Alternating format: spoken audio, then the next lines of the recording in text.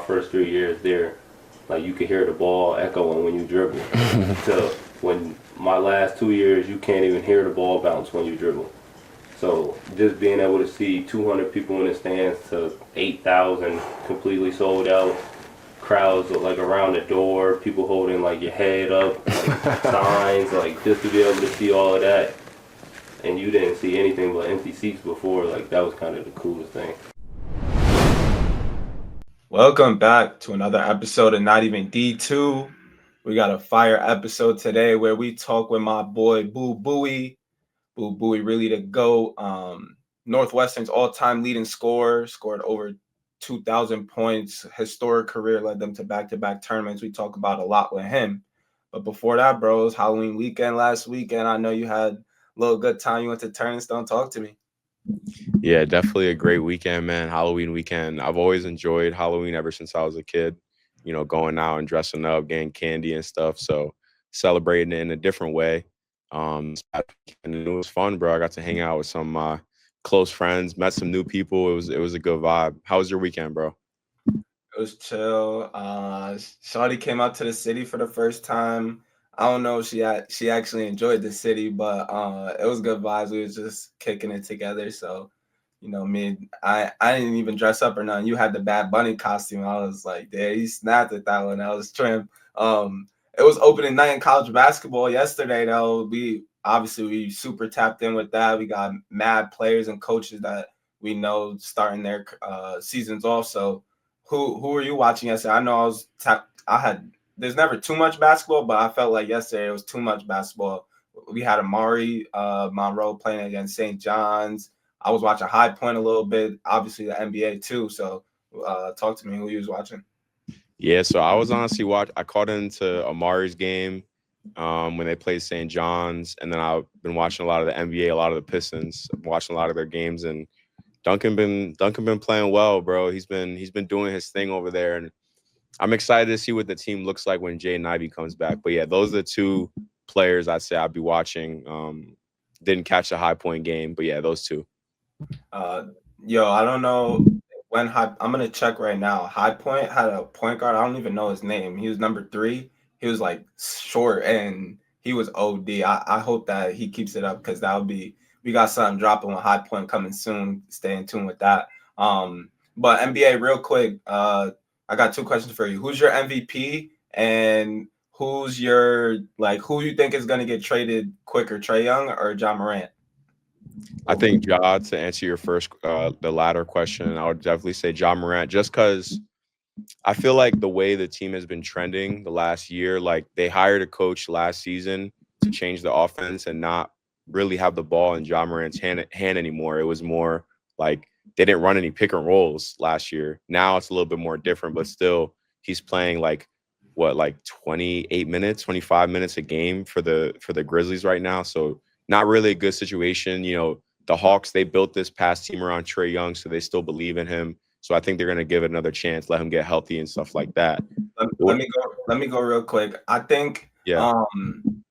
I think Ja as well, but I will kind of like contradict. Ja Morant is having the most pick and rolls ran like per 100 possessions throughout his whole career. So it's not even like I don't understand what he's upset about. He's being like a little immature in my opinion. So I would say I agree though, Ja will get traded, but I think that like this situation kind of is speaking to how his personality is kind of going and not the Grizzlies basketball. But yeah, Trae Young, like I just think with him getting hurt and if they win a few more games and they realize like, okay, our offense is going to suffer, yes, but our defense is going to skyrocket. I think that there's going to be some conversations to be had for sure. Yeah, no, for sure. I mean, and Ja's in a tough situation right now. Like you said, yeah, he has the ball a lot this year, but like I was mentioning, they changed the offense originally because probably they didn't believe that they could win with him as the main guy. And now, like you said, he has a lot of pick and rolls, but still his minutes is going down. He's not getting to the cup as much as he used to his first couple years in the NBA. So I still believe in Ja Morant. I just feel like he needs a new situation, bro. We were talking about, and 2 to 3 years ago, that this guy was one of the best point guards in the NBA. Like I I don't think that leaves overnight. The talent is still there. I just think he needs a fresh start. And then your first question, you asked me about who. Real quick, because Yeah, MVP. I Yeah. think I think Jokic is always a safe pick. Their Nuggets are playing well right now. But yeah, I'll probably say Jokic. no love to SGA, 7-0, 30 balls whenever you need it. Not playing with Chet some games, not having Dub. You know, I'm jacking SGA. But this is a longer episode with Boo, so I'll just want to hear your thoughts real quick. But I feel like what I wanted to say is being from the same area as Boo, I've been tapped into his career. We played on the same AAU organization. He's a little bit older, but I always like keeping tabs on him. I feel like people around might think Boo's career has been like seamless and it's just been no bumps in the road. He was an all-star at Troy and then Northwestern's all-time leading scorer. Now he's a pro. But you're going to see through this episode, like he's been through a lot. It wasn't an easy journey getting to where he is right now. And I respect bro a lot for like keeping the process going. And he's like really focused into his own journey. So I definitely got mad respect for bro. But what you think about this episode? Nah, I love what you just said, bro. I think focus is the right word. Just obviously I didn't really know him growing up, but you know, I had the same high school coach as him, bro. So I heard a lot of stories about him, who he is, and his work ethic. And he was a great dude, man. It was a great interview. You know, he's really talking to some of the younger players from the 518 that like they look up to Boo. And like you said, he's kind of done everything the right way, bro. Like he left Albany at the right time when he needed to. He did his thing in prep school. He did his thing at Northwestern, and now he's in the G. And all he needs is one opportunity, bro, in the show. And I think he can really kill for whatever NBA team gives him an opportunity. No, facts. But like I said, it's a longer episode. We did it in person. Great vibes. Appreciate Boo for hosting us. And let's shout out to the people that recorded this episode, Autumn and Hector. We're gonna put their IGs. Make sure you tap in with them. Appreciate y'all, and let's get into the conversation with Boo Buie.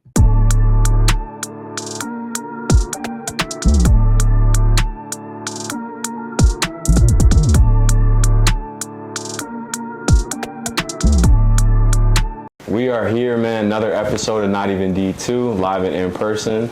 We're here with the guy, Boo Buie. How you feeling today, bro? Feeling good, bro. Feeling good. Yeah, sir. It's been a long time coming. Bro, I feel like people don't really be hearing what you be on during the summer. You don't really be outside at the like all tournaments, going to runs or nothing. But I know you working out with Dags. You was at Penn State, the city. Just talk about like what the summer really been like for you. Yeah, bro. This summer, so the season ended this spring. So this spring I went out to Chicago after the season, and then I was out there for like 2 months. And I was just doing a bunch of training and working out just based on what I experienced going through, what I went through this past year with the G League and the league. I just went out there to work on the things that I thought was the most important, just right away to just go drill those out. And just like you said, bro, staying out the way, trying to stay locked in just on the things that's going to better me. Out here in all, bro, like I grew up out here. I've been out here all my life. Like when I come back here, it ain't really not much out here for me, bro. So it's like I'll be out here working out. I can work out with Dags and stuff, but outside of that, bro, I just get bored. So it's like, for me, I just wanted to be somewhere else. I love Chicago because my school's like 30 minutes away from me. So I was just out there for the last 5 years. So it's just like a place like that feel like home away from home. So for me, I'll just be out there, and sometimes I'll do things. I'll pop out, but I just got married this past year. Congrats, bro. Yeah, I appreciate it. So I was lit? Yeah, it was lit. The wedding was lit. Everything was lit. Everything went perfect too. We had an outside wedding. It was supposed to rain, and it ended up not raining. So everything was good, but yeah. So I just be trying to stay low key, bro. Just in the gym, and just take care of my family matters. Nah, I respect that, bro. Especially like you said, ain't nothing really in Albany unless you're looking for trouble for real. But I was always curious about this. You proposed to Shawty in the gym, so I got to hear about like the planning behind it, where the idea sparked, all that. Yeah, so when I went to school, I was like 17, 18 years old, and we only had been dating for like a year or two, and then my wife her name Christy, so Christy had moved out to Chicago when I had decided to go to Northwestern. Because she was going to Siena at the time when I was in prep school. So she was already in college when I was still finishing high school. But once I decided like I was going to Northwestern, she started like applying to transfer because she wasn't really happy like at Siena as well. So it just kind of made sense, and we just thought it was best for our relationship. We had just did 2 years of long distance, so she's like, I want to be closer. So she ended up transferring to Loyola Chicago, which is like 15 minutes down the road, and I was a freshman at Northwestern. So I had my dorm room, but she was going to be a junior at Loyola, and so she had an off-campus apartment and stuff. So we basically, like, I was always over there, so we basically end up living, like, we didn't live with each other, but basically for like the first 2 years while I was in the dorm. And then once I was able to live off campus, like, we started living together fully. So basically, like, we just kind of grew up there. Like, our relationship kind of took off, like, we matured there and everything like that. And then in the gym, it's just like I said, like, our relationship like grew up there, took off there. It's like what we know, it's like family. So it just was a special place in that gym where I also was able to like break the scoring record. We got I got engaged on the spot on the opposite side of the court from where I broke the record. That's true. That's tough. That wasn't planned though, right? It just kind of happened to be like that. It just kind of happened. It just kind of happened. But yeah, so basically like every year our camera dude, he makes like a hype video for like what plays before the game starts. Mm-hmm. And so basically I had told her like, let's go to dinner, and I was working out at the gym. So like she was picking me up from the gym, but we were going straight to dinner after it. So like I was already dressed and like showered at the gym. And then, oh no, I'm lying. I went to the crib. And then I got dressed, and then I was like, oh wait, we gotta go back to the gym. I forgot my wallet before we gotta go to dinner. So we drive back to the gym, and I'm like trying to get her to come in, and basically she ain't trying to come in. So like I have like one of her friends try to say like she gotta use the bathroom, and then my girl's just like, nah, you can just wait till the restaurant. Like, wait till you get to the restaurant. So then she was just like, she wasn't trying to come in. So then I just pretty much like had to pull her in, like, just come in with me. So basically, like once I got her in, but basically I had on the screen, like on the big screen, like where they play the like highlights and the scoreboard and stuff. I had like the video start out of like a brand new hype video for the season, and then it kind of like after 5 seconds it just turned into like a pictures and like videos of us, and then at the end it said, will you marry me? And then like it the whole gym was lighting up with the thing going around like, will you marry me? So it was kind of fire. Nah, it's definitely a dope moment, bro. And I hear in interviews like you talk about how she's been so impactful to your career, how she really helps you a lot, and like probably her being up there too, like you're staying locked in, not going now, just focus on school and ball, like it's helping your career, you know? Yeah, for sure. I mean, she definitely keep me locked in. But she's just super supportive, and everything I do, she always got my back and always telling me like be super confident, and just like she's just there for me, like no matter what I really decide, which is kind of like the best type of support you can have. No matter what, she always just gonna basically go with me. So yeah, like she ain't really ever try to like keep me out the gym, or like I know people who be like trying to like they don't necessarily mean to be in these relationships, but like where like they want to do stuff, so it might like affect your gym time and stuff like that. But like that's never really a problem. Like she always kind of understand like basketball is super important from the time we started dating. Obviously, like she became to a different type of importance level, but in the beginning, you feel me, like when it mattered, like she always respected like this is like what I do and this is what I want. So she kind of always was just like a super supportive person towards it. That's dope. Like you said, her name's Chrissy, right? Yeah, shout out Chrissy, she the GOAT for that. Yeah. But back to like this summer, I see you be in the gym with like Andre, Kev, so that's a good bump like in itself. Just talk about, feel me, like what the mindset is kind of going in those workouts, because they in the league, they certify right now. You try and get there. Like, is there something to prove in those workouts? But also just like what you learned this summer about your game, or like going against those type of guys.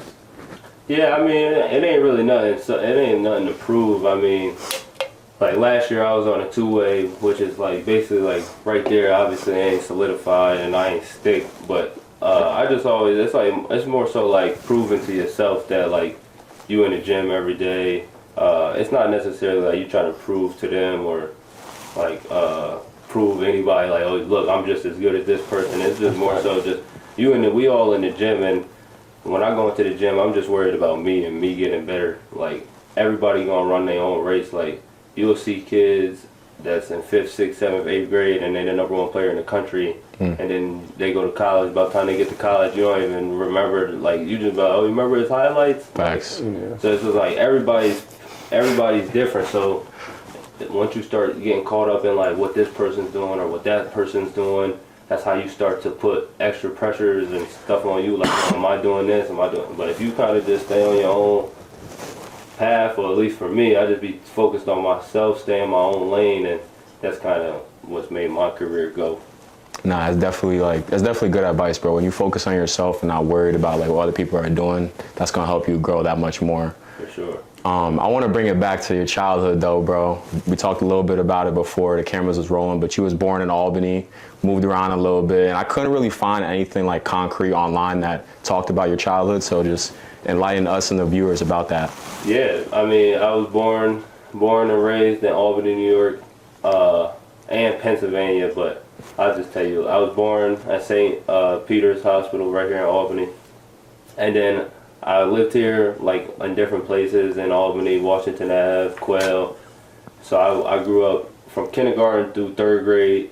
I went to New Scotland Elementary School, which was called School 19 when I was going there. And then once I hit 3rd grade, my brother Taylor, he was playing at Penn State, and I think he was a sophomore at the time. But basically my mom had moved my whole family out to State College to go out there because it was only like an hour from her family, and it would be closer to like Taylor and his games and stuff. So we spent the last 2 years there for his junior and senior year, and then once he graduated, we just moved closer to my mom's parents in Harrisburg, so we moved to Harrisburg. So I went to school in State College from 3rd to 5th grade, and then I got to Harrisburg in 6th grade, and then I lived there from 6th to 8th grade, and I went to a school called Holy Name, which is another private school, another like Catholic school. And then after I graduated 8th grade, just like talking to my brothers and like my mom, we just thought it was best for me to go back to New York to be around my brothers, and like the basketball was better. Like the area I was in, there wasn't really like much known like going on for basketball. It wasn't really known for basketball. Like Pennsylvania is a football state, especially where I was. You was playing football?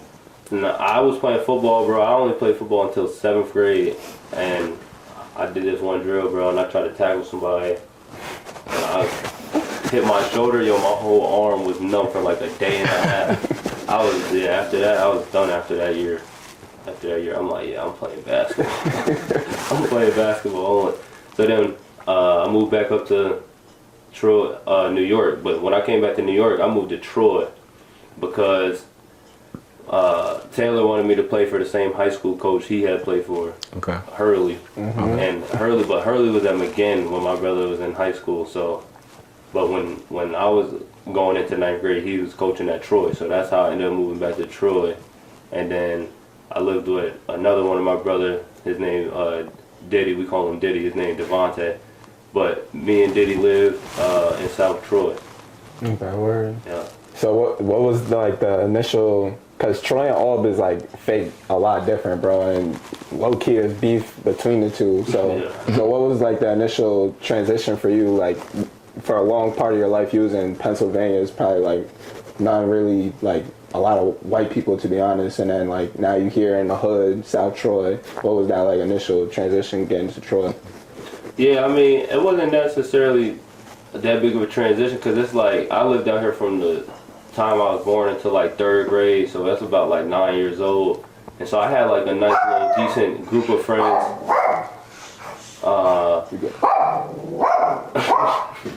I had a nice little decent group of friends, and then So when I was coming back, and like in between, like I would come home for some summers. Like when I was living in Pennsylvania, I would like visit like for a couple weeks, sometimes a month or two, just to come back and be around.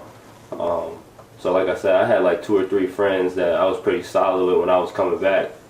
But when I was living in PA, like the type of living, it was a different state, but the type of living was still the same. It was still the same housing, like public housing and stuff. So that part didn't really change. So when I came back to Troy, I had, like I said, I knew like La and Nye and them. So it was already like I kind of was going there. Right. So you get to Troy, it's your freshman year, and Section 2 was lit back then, bro. Like even Troy was dumb though. You had you was playing behind Dyer and Zach.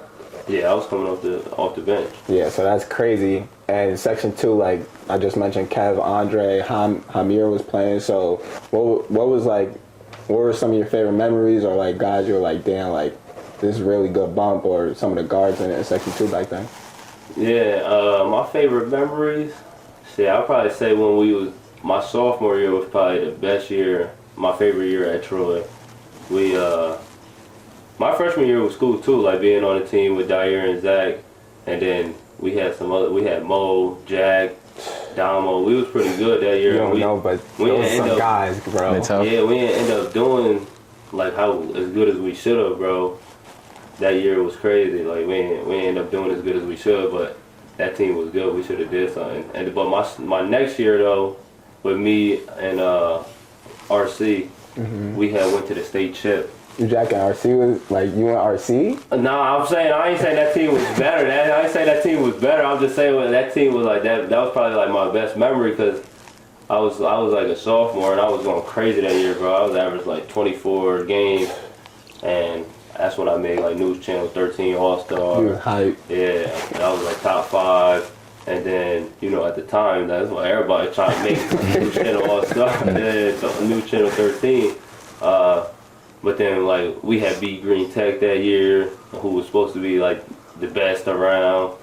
And then, like I said, we lost in the state chip by, like, 6, bro. But we beat Lansingburg in the section.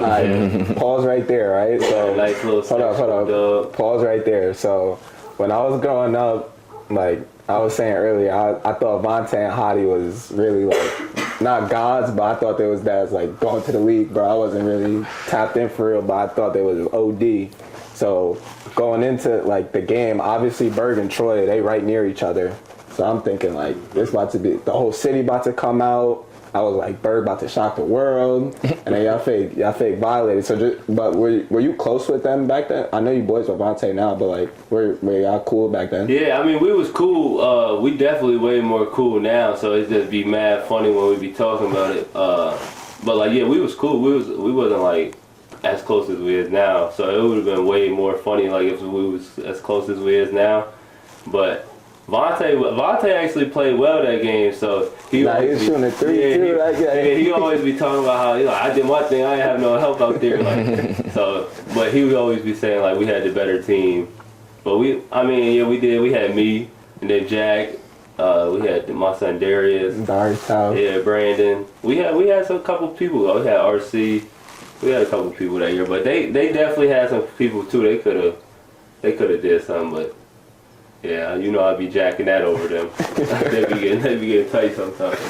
One thing like transitioning, you was talking about as a sophomore, you averaging 24, and growing up in this era, it was like, yeah, Boo nice, but it was always like, well, that's Taylor's little brother. Like whatever you did, it was always like belittled because of what your brother did. He 5th all-time in Section 2 in scoring, and he went to Penn State all-time leading scorer, over 2,000 points. That's crazy. So just talk about like what it was like your whole life following his footsteps, both like the good parts of it and the bad parts of it. Yeah, I mean, obviously people was always doing that. Like when I first got there, I remember they was saying like, because when I was a freshman on varsity and the team was that good, they was saying like, oh, he only on varsity because Taylor, his brother, da-da-da.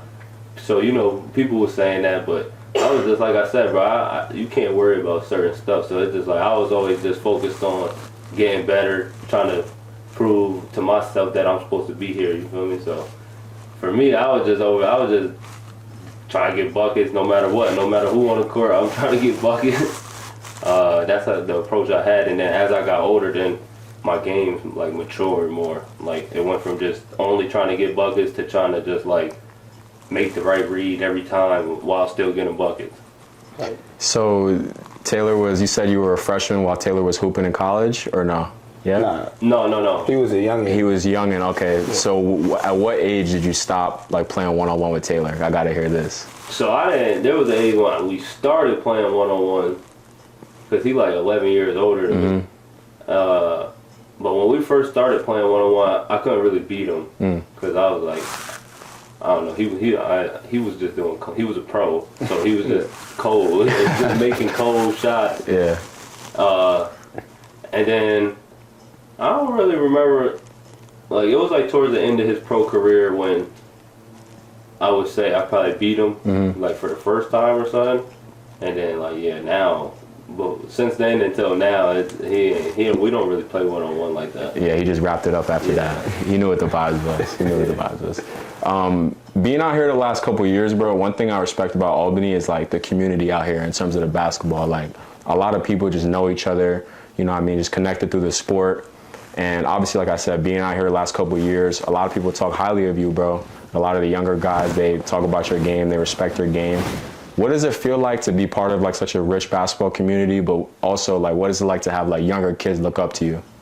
I mean, it feels like good in a way, just like to see that like what hard work could do. Cause like I was a kid in their shoes at one point, and I was looking up to my older brothers, and so like it just is kind of crazy that like to just see it all full circle, like how I was the kid that was looking up to somebody like wanting it to be me, and then now like I'm in the shoes, but like it don't feel like how it used to be like when I was looking at it, like you said, like I don't go or think like people are looking up to me, like I don't even realize it. So it's just like a blessing, but at the same time like, you always got to make sure like you're doing everything right, because like people do look up to you, so you just got to be that good example too. So yeah. Whenever you have those role models, bro, like it's always helpful, you know what I'm saying? People to like look up after and be like, okay, he's doing it, so I can do it. It's possible, you know what I mean? Right. So, it's definitely cool, like you said, what you're doing, bro, and how you have people following you. And you talked about your high school career, bro, and then one thing we got to mention, you went to Gould, bro. And we talked about this off camera, but I actually played for Coach Corey McClure when he was at KUA, and he was your coach at Gould. That's great. And I have a lot of stories about, him talking about you. Like, he would be like, in a practice, he would be like, this is not good enough for you guys? Like, do you guys want to play on ESPN? Like, Boo Buie's playing on ESPN on Saturday. You guys got to work harder than this. Like, he would always, like, talk about you, bro, and talk highly. So first, just talk about your relationship with Coach Mack and ultimately your decision to go to Gould. Yeah, so I'll start with the decision to go to Gould first. So basically, like, I was at Troy, and I had like an alright junior year. This was after like we had just lost in the state chip. We had lost our big man, and he basically just said like, I'm not playing no more. Like, I'm just done with basketball. At the beginning of the season, so we didn't have a big man. We had some kids graduate, so we weren't as good that year. And then like I still had a pretty solid year, but like it was just like pretty much the same like type of scoring level and stuff, and like we didn't really go as far. Yeah. So it was just a down year, and at the same time, Coach Hurley was like, I don't know what was going on with Coach Hurley, but he basically was like in a position where he just was like gonna stop coaching, and so he was either gonna take a break or something like that. I forget. And so it was just like the best to like for me to go to prep school, because like if I came up here to play for Coach Hurley, like, and he's about to stop coaching, so it's like I'm not about to just play for some random coach at Troy High. So I played City Rocks growing up, basically all the way until I was 15, 16 years old. I played all the way up until 16U, EYBL, and I never really when I was young, I played a bunch, and then like once we got to EYBLs, like 15 and 16, I didn't really play much. And I like to say there was a lot of politics involved because like we had some good players, some talented players, and I'm not saying I was the best, but I definitely deserved minutes. I didn't deserve like no minutes at all. And I stand on that. So who else was on the team? If you don't it mind? was like Micah Adams Woods, Joe Girard. There's a lot of politics with that, bro. Some other kids. There was a lot of out of town kids and stuff. I don't know everybody's name off the top of my head. Like I can't just say her name everybody, but yeah, like basically, I just wasn't playing. But so what I did was after the 16U EYBL year, I changed programs, and I started playing with a team called Expressions. And Heard I about played this. the first 2 sessions with Expressions, and I was playing a lot, like 20 plus minutes a game. And I was starting both sessions. I was killing, bro. Started picking up interest from some high majors, and then the session 3 came, and rest in peace, Terrence Clark. Well, Terrence Clark was on our team, and he was young at the time. He was like 14 or 15. Yeah. And they got him playing up, and he's like the #1 player in the country at the time. But he wasn't necessarily like killing though. Like during the tournaments, like he was good. Don't get me wrong, he's like super talented, but like it just wasn't working. Like he playing up, like people bumping him and stuff. Like it just wasn't like clicking. So our coach was starting me, and then he basically like started threatening to leave. Like, yo, I'm the #1 player in the country. Y'all got me coming off the bench. Da da da. And I was like the new person on the team, so all the other starters, they've been there, they was in the program like how I was from like City Rocks. And it was good too, so it was like, all right, yo Boo, they had to talk with me like, yo Boo, like you gonna stop playing as much, like, or you gonna stop starting, we gotta start, what's the name, you ain't gonna necessarily stop playing as much. And so I'm all right, whatever. So session 3 come around, I get in the game for like 3 minutes or something in like the first half, and I'm like, whoa, what? Like, and I'm playing the same way I normally play. I miss a shot, they're like, oh yo, why you shooting that shot? And I'm like, what? I just shot a 3. Like that's what I mean. Why I was shooting the shot? Yeah. So then I don't go back in. Then the next game I don't play. So I'm like, yo, y'all said I wasn't gonna be starting. Yeah. But y'all didn't say I wasn't gonna be playing. Like, so then. Long story short, I end up switching teams again, and I go to Adidas team. I'm talking to Coach Corey, like, yo, Coach, like, I'm telling you, like, I just got a bad feeling, like, something's going on, like, internally with the program, like, they gotta do something, like, they're doing something, and I'm the one that's paying for it. So I'm like, I need to get on a different team. And at the time, my roommate, Wildens, he's always played on Mass Rivals. Yep. So I'm like, yo, Wildens, like, yo, hit up Vin, like, and Vin is the coach. And I'm like, yo, hit up Vin and see if y'all need any more guards. At first, Vin like, nah, we don't need them. We don't need them. Like, we got too many guards or whatever. Then, like, Vin comes to a couple games, like 2 weeks, like later, and then they're like, yo, tell Boo, like, if he's still interested, we'll take him. So I tell Coach, like, yo, Vin said he'll take me. So then they talk or whatever, and then I end up going over there, and in the first tournament, bro, same thing, like, It's holding you, just bro. not getting no minutes, bro. Like, I played like 9 minutes, had like 8 points. Like, next game, maybe I got scored on or something, or did something, get taken out the game. Now I don't go back in. So now it's just looking like a whole repeat. Then the next session, at this point in my career, like this is my last year, I have Vermont and UMass as offers, as what I thought I had as offers. Going into the last week of my AAU, or the last 2 weeks of my AAU career, because it was a week before and then the week left of the last tournament, which is basically like the Peach Jam of Adidas, but it's in California, and it's called the Gauntlet, like the Gold Gauntlet. And so I'm like talking to my brother, I'm talking to Taylor, I'm talking to his wife, and shout out to his wife because she forced me to go. But I was so determined and like ready, just to be like, yo, my whole AAU career has just been the same thing over and over. Like, I don't want to go out there for a week just to do the same thing that I've just did for the last 15 years. So I just want to choose my school, and I'm gonna be ready to lock in. So I text the UMass coach, and I'm like, hey, I ain't gonna go to the last tournament. Like, I'm just ready to commit and lock in. And he texts me back like, hey, we just think that you should go to the last tournament. Like, we just want to see you play one more time, and then after the first game, we'll call you, and you can commit. And so I'm like, oh, man. And at the time, I really didn't. I had visited Vermont. I had went to school in Bethel, Maine. Yeah. It kind of just like reminded me of that. Yeah. And I didn't necessarily like want to do that again. So I know. I didn't really want to go there. But their coach and the program is unbelievable. Yeah. The coach is an awesome dude. And my guy Tibbs, who was recruiting me, he was unbelievable too. Like I said, it was just the place for me. I didn't want to go there. Yeah. And so UMass was like a city. It's like an hour and a half from crib, 2 hours. So, like I said, they're like, yo, you got to go to the last tournament. So I'm like, all right.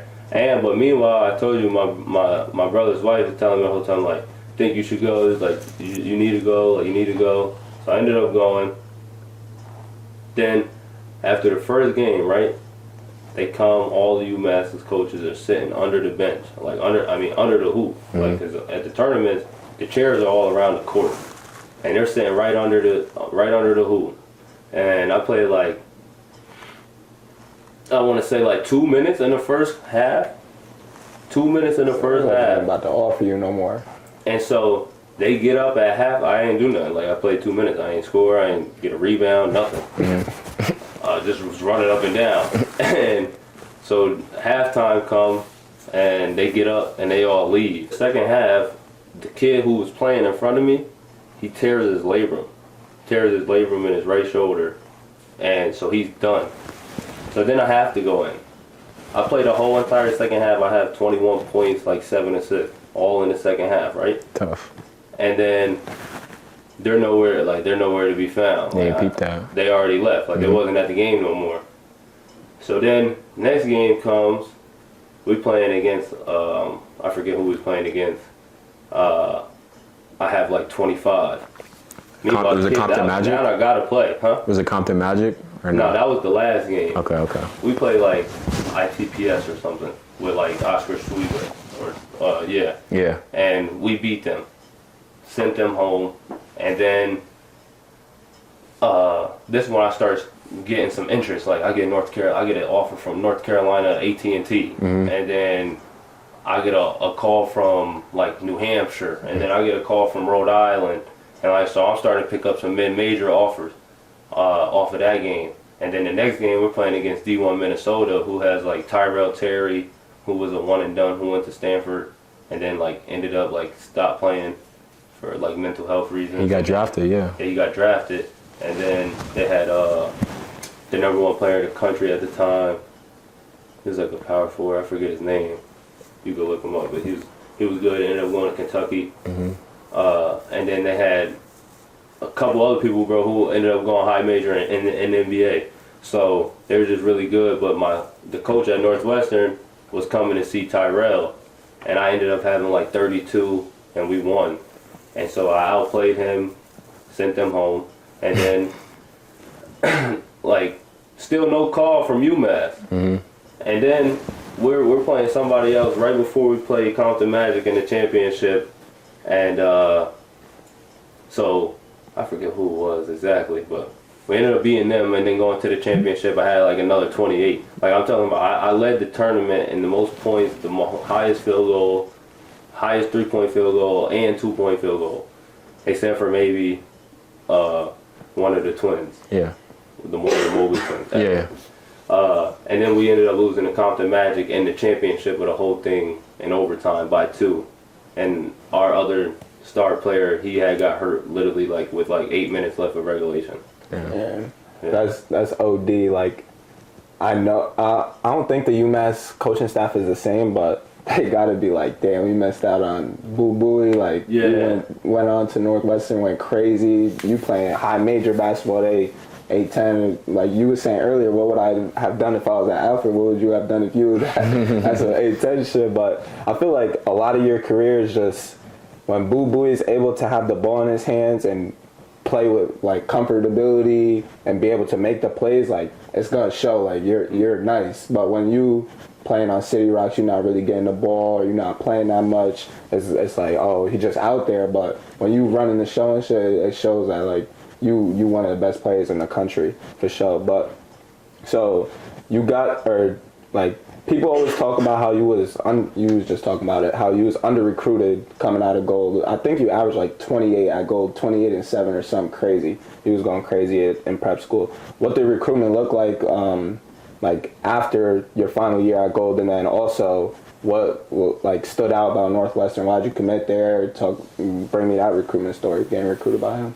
Yeah, so I was in Gould. I ain't gonna lie, recruitment was dead. Like, the whole reason that I even started talking about the AAU was because how I ended up at Gould, and that was to say that I got sent there from the dude from City Rocks, and it was kind of like he just sent me to like a school that's known for skiing. Like, they don't even know him for basketball. That's a fact, yeah. I just went out there, they like, yo, yeah, like, we ski. And I'm like, we're like, our best sport is skiing. And we have people who are in the Olympics for skiing. And like, no lie, but like, there's avalanches out there, like, all types of stuff, like 20 feet of snow. Like, so it makes sense. Yeah, it makes sense. But I'm like, I started puzzling things together after I did 2 years. They're like, yo, they really sent me somewhere that like, you just, I mean, it ended up being good for me, bro, but it was like, you ain't really try to, I don't know if you really try to look out for me, you know? They're trying to hide you away. Yeah, so it low-key worked. Because they sent me to, like you said, it bring me to what was next. Like, they ended up sending me to one of the best coaches I ever played for. And, Coach Mack. Yeah, Coach Mack. And like I said, talking about those people who just support you, like, he was another person who just instilled confidence in you instantly, like, in practice. Like, he would literally, like, make it known, like, and I ain't saying that this is right or wrong, but, like, it'd be too many times on these, like, teams that aren't good, like, people not knowing their role, and, like, he kind of, like, makes it known, like, this is this person, this is who everybody needs to, like, play around. And, like, not saying, like, obviously, like, I was the person, so, but, like, he does it in a way where, like, people respect it, and, like, everybody's like, yeah, all right, we got it. Yeah, it's not like everybody knows. It's not degrading nobody. It's not degrading. Yeah, it's just like everybody knows their role, because like he's still telling you to shoot and produce. It's just like, yo, like we're doing this, and this is how things got to get done. So it ended up being the best thing for me because I went out there. We had 2 crazy years. It ended up being nice, winning a bunch of games. I think we only lost a total of 13 games in 2 years. And we played a bunch. We played like over 30 games each season. You guys went to the semifinals, right, of the NEPSAC tournament? Yeah. Yeah, bro. I mean, Gould will never reach those heights again, bro. And like I said, bro, like talking like more on like how I got sent into nowhere, like, bro, after we did 2 years there, like being the best, like the school like low key got upset that basketball started becoming so good. Word. They cut the sport. They stopped funding it. They got rid of my coach. Yeah. That's how my coach ended up going to KUA. Yeah, that's my guy. You definitely right about putting people in a line, bro. I definitely heard it from him a couple of times, bro, just staying in check. But overall, like I definitely learned a couple lessons from him, bro, just on and off the court. He's a good dude. But that was the best thing for me. The reason I say that is because, like, not all coaches have that approach, but, like, when you get to the pros, like, that's the whole approach because it's a business. Like, as much of it, like, as it used to be, like, when you growing up, everything's fun, right? Everything's like, yo, I love hooping, like, because it's fun. Like, we all get to play. But when you become a professional, it's like, if you're not doing this, then we're paying the next guy to do it. So it's just like, you got to more have a business aspect and approach to things more so than, like, I'm here to have fun. Like, obviously, you enjoy it. You enjoy the moment, but it's like, it's a real job, bro. Was Northwestern the only high major that was recruiting you? Yeah, so that's how I ended up going to Northwestern because I just had like kind of like a self-confidence thing where like I wanted to play high major. Taylor played high major, and that's what I was used to seeing, and it was in the same league. So I was just like, this school actually wants me. I know that for sure. Like they just called me recently, and obviously I was thinking for the future as well too. Like, cause I ain't know nobody really knows like what you're gonna go and do at college, right? So, basically for me it was just like a 4-year decision versus a 40-year decision with just the education that I was able to get to while I was hooping. No, Northwestern's a great school, bro. I mean, I know it specifically for like the journalism program. Like they put out a lot of, high caliber sports journalists. So 40-year plan for sure, bro. I'm just wondering, like, so when you committed to Northwestern, right? Like your first year, I think you guys were like maybe won like 8 to 9 games, maybe your first year. So you was really walking into like you was walking into a situation where you were kind of gonna get the keys. Like you can learn with the program, you know what I mean? And watching your stats, like you increase on a year-to-year basis. Like it was like maybe 10 or 8 points your first year, then 13, then 15, then 17, then 19. And you look at the record for Northwestern, it's like 8 wins, 10 wins, 15 wins, all while you're also growing too. And obviously they're bringing in new players, like Ty Berry, I think that's his name, right? Yeah. They brought in Brooks Barnheiser, so a lot of good talent, but it seemed to me like you and the Northwestern program grew together. So let's talk about that experience and what you feel like clicked for Northwestern as a whole while you were there. Yeah, so my first couple years at Northwestern, we didn't really have like an identity. We didn't really have a great culture, in the sense of like what the program is expected to do, like what are we holding ourselves accountable, like what do we really want. Like it was just kind of like we would get guys, we would have talent, and it was kind of like we would just like want to be in the game but not necessarily care too much about if we won the game. It's kind of a good way to describe it. Like, obviously everybody wants to win, so Yeah. it's a little blunt, but if you look back on our principles and our culture and like the differences between those teams and my last couple years, it kind of make more sense. So just like little things like as far as details, like details in practice, showing up every day. Like we had this thing called no BCD, like no blaming, complaining, and defending. Basically, like you can't blame nobody, you can't complain, and no defending. Like when you getting told like what's wrong or you being held accountable. The best teams is when like players is able to hold each other accountable, like, and not everything is coming from the coach. Cause like when everything's just coming from one voice, that one voice get old. Like, and especially you got to think about it from a perspective as a team. If it's one coach and there's the best player, from best player to like average player, like down the line, obviously the coach ain't gonna talk the same way to the best player as he would to someone who has a little bit less of a role. So with someone who has less of a role, obviously you're gonna take what coach is saying a lot different than the person getting talked to nicely, right? Yep. So that's why it's important to be able to have another coach on the floor who's like keeping your confidence up while you like going through that, but like also like you ain't the only person who get told something, like, and allowing the coach to like treat you the same way basically, because everybody's equal, like, and that's basically like the approach we kind of had. Like everybody's in this together, like we need everybody to win, and especially at a school like Northwestern where it's so hard to win because we got the academic barrier. Like you gotta have certain grades to be able to get in, so you can't just go recruit like the 5 stars, because the 5 stars usually don't got the grades to get in, and that's why they're 5 stars. So it's just like a hard place to get good players like on a consistent basis. But when you win, it makes it a little bit easier, because then it's like, okay, look, that's a winning place. Like everybody want to go somewhere where it's winning. They make tournaments, like, but before we made the tournament at all, it's kind of hard to say like, hey, come play for us. Like we play in the postseason, like can't really do that, right? So my first 3 years, we didn't really have no true culture, no like set things in place of what we abide by coming into each day. And then in the last 2 years, coach was kind of like in a position of like he was on the hot seat. It was my senior year.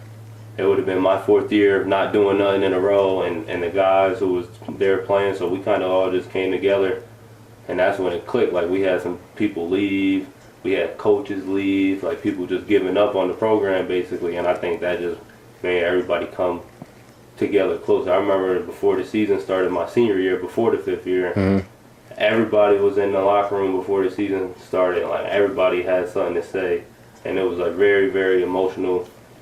People crying, all types of stuff, like just basically just like about how devoted they was gonna be this upcoming year. So that first year we made it, it was kind of like we came together off of hurt and like losing, to transferring that to like, nah, this is the standard, this is what's expected in that 5th year.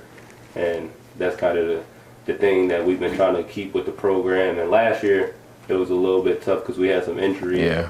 And or else I think they probably would have ended up having a good chance to make the postseason run again. Yeah. If they didn't lose their point guard and stuff like that. Brooks got hurt earlier in the year, right? Brooks got hurt. Yeah. No, that's special, bro. Culture is definitely like a underrated aspect in Division I programs, I think. But when you think about Boo Buie and Northwestern, I was watching a lot of the games, just like we from the same area and shit. I'm invested in your career. Like the big moments, obviously, like upset #1 Purdue, making back-to-back NCAA tournament runs. I'm just kind of curious if you could talk about like your perspective on your career and also like some of those high moments that you remember and you always cherish. Yeah, bro. I mean, for me, college was literally like the best 5 years of my life so far. Like, as far as basketball go, like it's just like it was some of the best times, my best memories. Like you said, playing in those games, just like, because in college, like, you're on the same team, like, it's different in the pros because everybody can come and go. You could be on a team one day and then off the team the next day. But with college, like, and for me, I grew up, like, I basically, like, became from a child, like, not a child, a young adult to adult with, like, some of these people. So the relationships and seeing the whole culture of the school and the community itself, like outside of the school, like just completely changed over the years. That it was crazy to see, and that was probably like one of the coolest things to see. Like my first 3 years there, like you could hear the ball echoing when you dribble. So when my last 2 years, you can't even hear the ball bounce when you dribble. So just being able to see 200 people in the stands to 8,000 completely sold out. Crowds like around the door, people holding like your head up, like, signs, like just to be able to see all of that, and you didn't see anything but empty seats before, like that was kind of the coolest thing. Right, so I gotta hear one thing, bro. Like obviously I mentioned upsetting Purdue. When you hit the like float over Edey, the crowd stormed, everybody like surrounding Boo Buie, just woke me through like your mindset during the last few minutes going against #1 Purdue, and also like the relief to like, damn, I just really upset like Zach Edey, player of the year, #1 team in the country. Just talk to me about that. Yeah, I mean, it was honestly just felt surreal. Like it was just a surreal moment. Like everything that I had been through, like, and we had been through up until that point, it was just kind of all coming full circle. Because it was funny because me and Taylor was talking about it because we had beat them the first year, and then we was just saying like, yeah, we play them back at home, first game of the year. Like, you know, they're gonna be trying to come out and fire off. We was just like, yeah, we gonna beat them again. We just was talking about it the whole entire time up in the game, like, yeah, we're gonna beat them again. We're gonna beat them again, and then we ended up beating them again. So it was crazy, bro. We were supposed to beat them again at their place, bro. I had missed a floater to win the game, but they cheated, bro. They shot like 50 free throws to our 6, bro. I mean, I had to though. Edey, Big. Yeah, I know, but bro, we only got fouled 6 times in a game with overtime. 3 times, really, because we only shot 6 free throws total. One thing Coach Max said, I texted him before the interview, just like asked him some questions about you. And I was like, what makes him different from like any other player that you had like in your programs at Gould, KUA? And he was like, Boo Buie is fearless. Like it didn't matter who he was playing against. He always felt like he was the best player And in that press conference after the Purdue game, you were like, 2 best players going at it on the court, who got the best? I got the best of them or something like that. So, I definitely respect that about your game, bro. Like, you literally don't care. You playing like you in go mode every time. Yeah, for sure. I appreciate that. Nah, That's for a sure. fact, bro. When I'm out there on the court, like I said, bro, I'm just out there trying to be the best version of me. And going into the game, I already knew it was gonna be Boo Buie and Zach Edey is the headline. So it's just 2 of the best. I say it was 2 of the best players in the country playing head to head. Thanks. Got them up out of there. They got set them home. Nah, like I said, it was super dope, bro. Like, obviously I'm not from this area, but like Coach Mack coaching you and him being so proud of you, he's talking about your career around us. It's like I said, it's giving all of us inspiration and stuff like that. But I want to ask more of a basketball question to you. Watching your game, like your float game is crazy, bro. Like I feel like you shooting floaters from like right inside the 3 sometimes, you know what I mean? Obviously you could shoot it from deep too. So just talk about how you perfected that side of your game. Yeah, so I mean, for me, like I always grew up. I was the youngest brother, and they was always like every time we played, like they would block my shots, and just like I could never score. And like even on the mini hoops in the house or outside, like since they was all older than me, they would just like block my shot. Or I'd be at the park, like in the neighborhood, and I'm playing with older people. Everybody would just be blocking my shot. Mm-hmm. So I just had to figure out a way to be able to get it off quicker without them being able to block my shot. So the layup was getting blocked, and the mid range was getting blocked because I was little, so I was shooting from down here. So they block it. I'm shooting down. I still kind of shoot from like right here. So I just started doing the floater. Every day when I was little. I would literally be running around the 3-point line, they chasing me, and like somebody bigger, like somebody like who really be guarding, you kind of start laughing, and then you kind of just start laughing, so you just heard him just chuck anything up like that. Like there was like so many times I felt like when I was little and I would be playing against older people, I found myself doing that because I didn't want to get blocked. Mm-hmm. So I was just like, I'm gonna hurry up and dribble as fast as I can and just shoot it up there. So it's really how your layup and float game be. Yeah, so I would just hurry up and just shoot it up there, and then like I just started drilling it. Like once I got to like a point where I worked out and like would like work on my game, like I would just I start with floaters now. Even now, like I just start with it. It's just like a touch, thing. One thing I was talking about, I forgot who I was talking about. Someone from Troy, and when they was like, it's crazy because every guard from Troy really got a crazy float game. Like Dyer had it, you got it, Nye and Lob float game crazy, and then like Stet right now and the Treddy both all got it. It was just crazy as hell. But if you watching like you go to the rim or something, it look like damn Boo going too out of control, you're going too fast, and then you just like scoop layup or something like that with both hands. It's tough for sure. But I want to transition. So like you were a legend at Northwestern. 2 back-to-back tournaments, all-time leading scorer, brought them to heights they like probably never gonna see again because of Boo Buie's name, and then ultimately like you still didn't get drafted. So just talk about like what the pre-draft workout or process was like, who you was working out for, what the conversations were like. Did you think you were gonna get drafted? Just walk me through like after Northwestern what that looked like. Yeah, I mean for me like the draft is like what I know now from like what I was thinking like going in, and obviously like coming back from my fifth year, I kind of had like heard from like heard from like certain people and stuff like a little bit about the NBA and just kind of like the process, but I ended up working out for like 21 teams, bro. God damn. I was on the road. I was like doing a whole bunch of workouts, and I had high like interest with teams and stuff, and I had thought maybe like I could go like late second round, or like a undrafted 2-way, like on draft night type vibe, and that's kind of what was expected.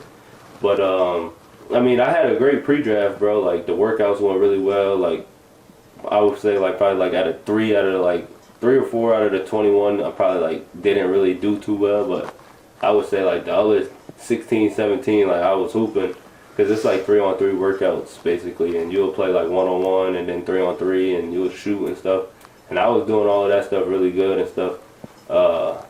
But like the draft is like for like younger dudes, and like it's all potential because they trying to get the next big like talent, big talent, like the next Wemby. So like that's why you see all these like tall young kids getting drafted.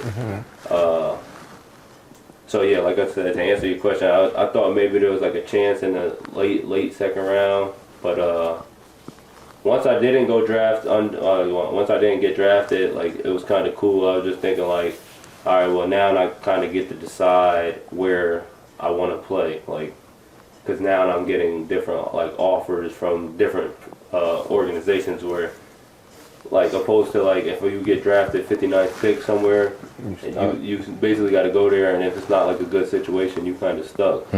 Opposed to like being in a similar position and you get to choose which one's kind of the best fit. Yeah. No, that's tough.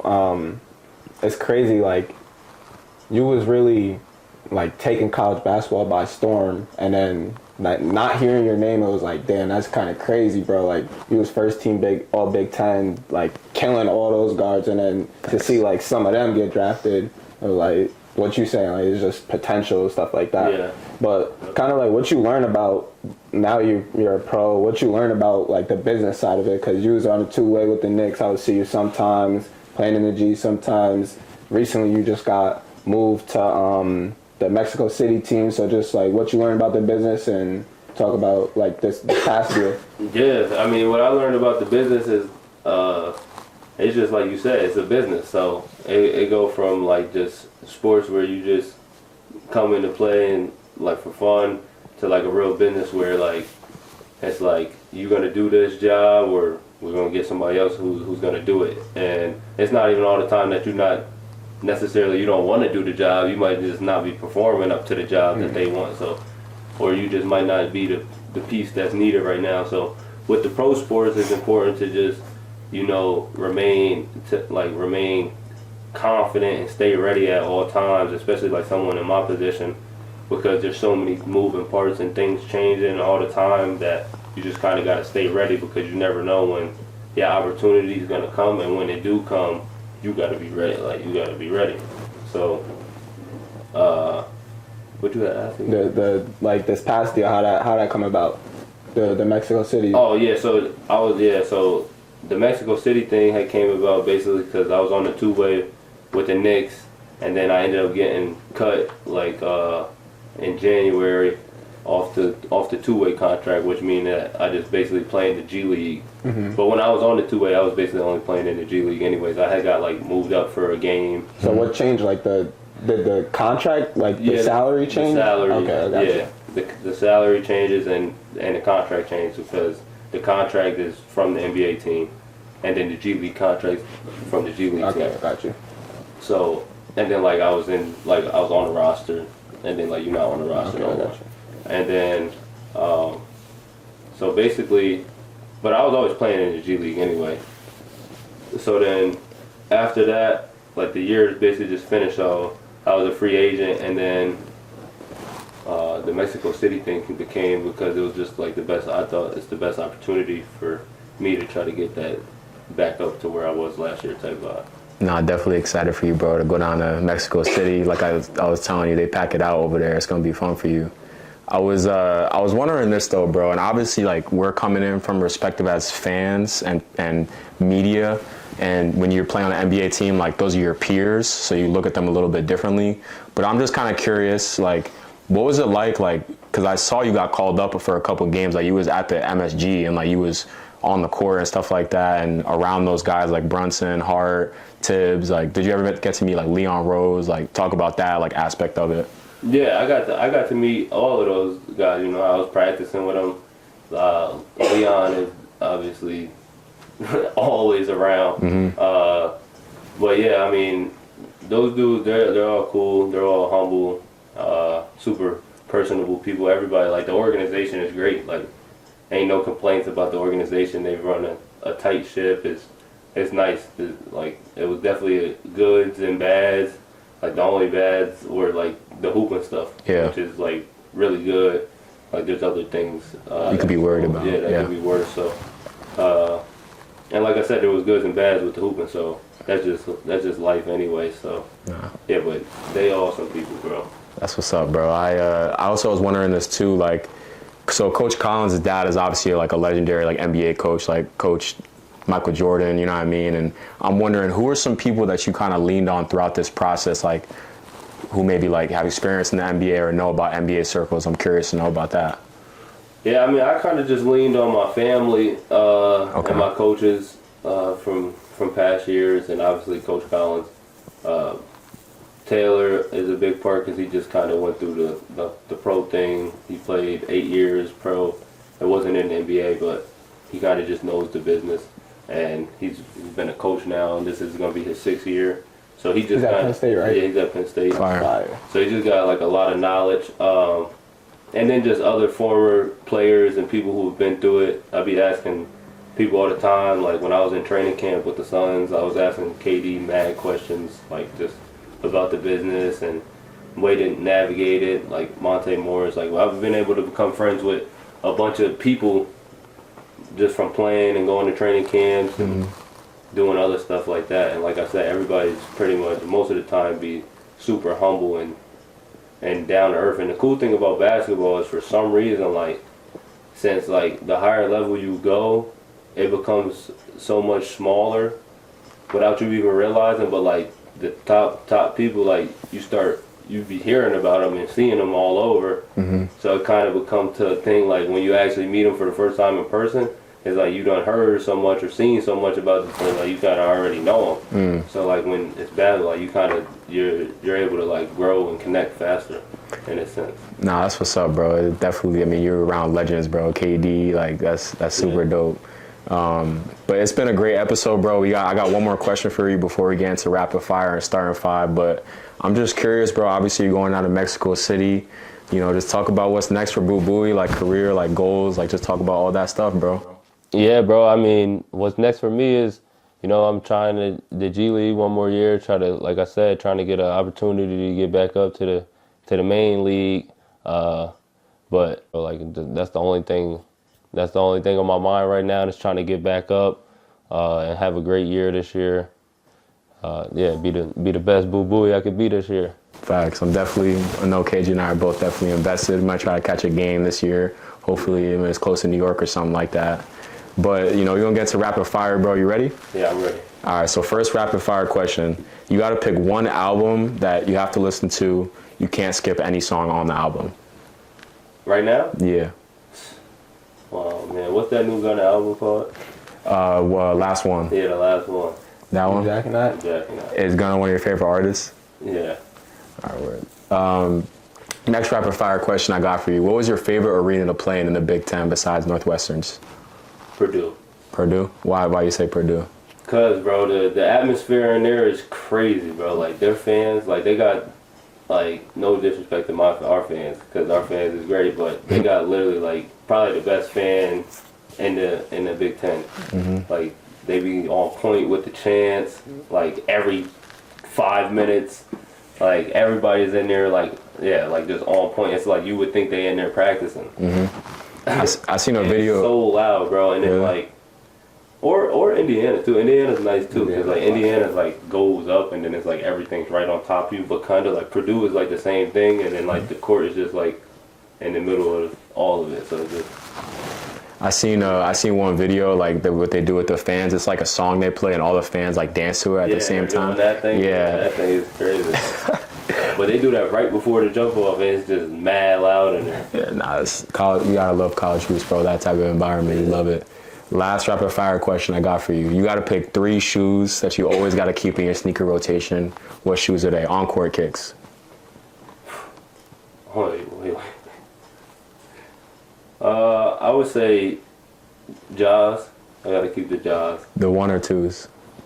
I actually just got the 3s, but the Jaw 2s, Jaw 2 and 3s. I don't really like the 1s. Okay.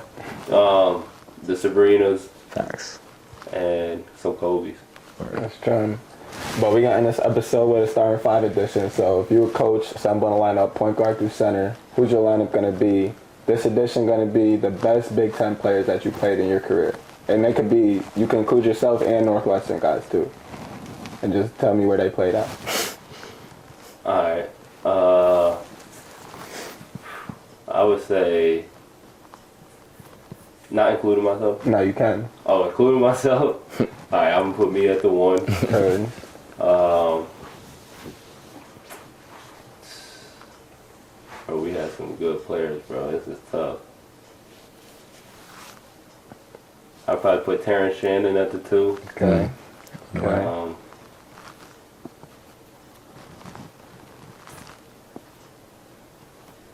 This ain't really rapid fire, but No, you good. What had to do, bro? All good. who would I put at the 3? Probably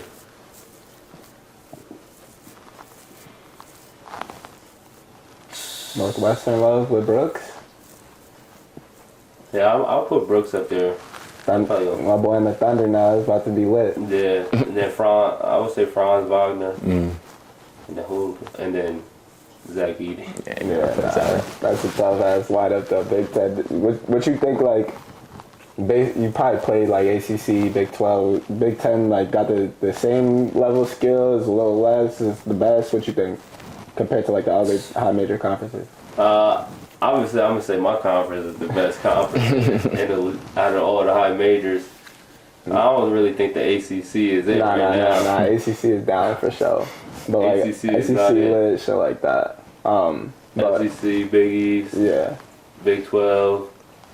it was a good bump though. Yeah, you was killing everyone. But that's gonna do it for another episode. Not even D2 with our boy Boo Buie. It's been a good convo, and we looking for the best in your career. Good luck, bro. Appreciate y'all pulling up. Yes, sir. Sure. All right, that's going to do it for our conversation with Boo Buie. Definitely a great episode. Bro has a bright future ahead of him, and I really think that if Boo gets a real opportunity in the league, that he'll be situated and prove a lot of people that like small guards can really do it. And there's small guards that can score in the league right now, like Rob Dillingham, Busy Bones.